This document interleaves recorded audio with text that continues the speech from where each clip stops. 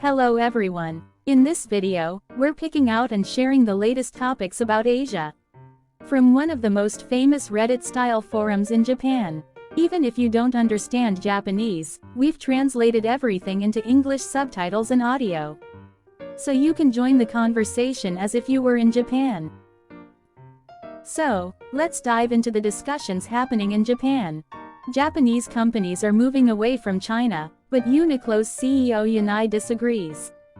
In a newspaper interview, he said, "It's not easy to set up large-scale factories elsewhere. You can't replicate Chinese factories that easily." He added, "We grew along with China's growth. And our textile industry has developed side by side with theirs." What if China starts a war like Russia did? If something happens in Taiwan, Uniqlo might just disappear. Yeah, they'd definitely be gone if that happens. People's lives, safety, and freedom should matter more than the price of clothes. Have we really forgotten that? Honestly, Muji hoodies are better and cheaper than Uniqlo's. European companies are moving production to Bangladesh. People have been talking about reducing reliance on China for years. I've heard iPhones made in India have a lot of issues. Didn't some stores in China get destroyed like 20 years ago? It's fine now. But if anything happens, Uniqlo could be in big trouble. Relying on China for production is outdated. Sticking with it just makes you look old-fashioned. I guess Uniqlo invested too heavily in China. They're too deep in now to pull out. Germany's situation is worse. Merkel, who's from East Germany, got too cozy with China and Russia. China risk doesn't mean much until something actually happens. If it does, remember what was said and reflect on it.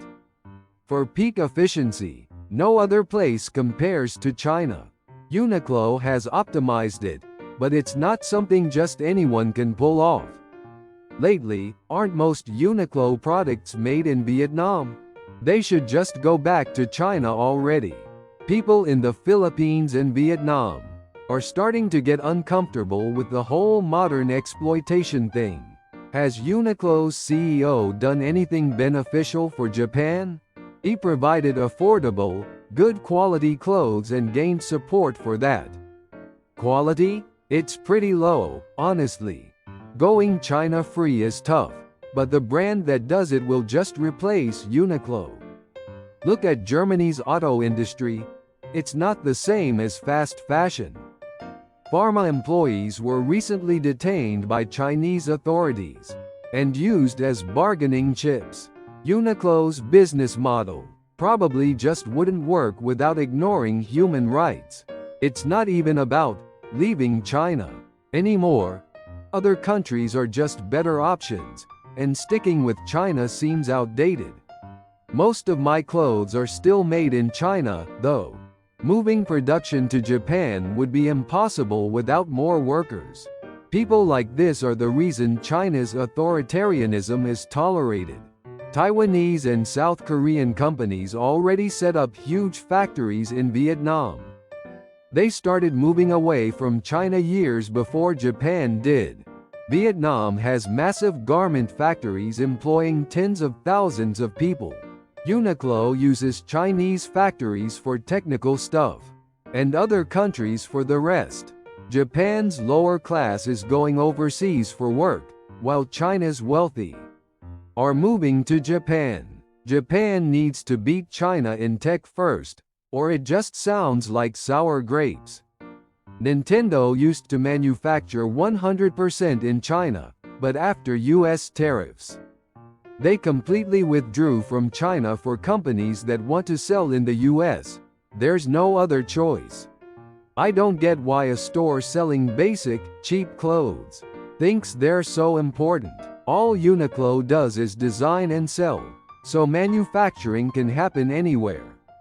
China's labor costs aren't even that cheap anymore. Smart companies would already be producing elsewhere. They've been shifting to Vietnam and Bangladesh for over a decade. But it hasn't been smooth. The high-end stuff still gets made in China. High-end products aren't made in China, though. The Japan-China conflict started with disputes over local labor. In the textile industry, can we not go down that road again? Toyota and other car companies are already moving out of China, and consumer electronics are shifting to Southeast Asia. Uniqlo's dependence on China is what sets it apart from companies like Toyota. Over 20% of Uniqlo's revenue comes from China. China Plus One has been a thing since 2010, but most companies haven't had much success with it. Did you find this video interesting? We'll keep bringing you fun topics from Japan's online community. Please subscribe to the channel and drop some comments.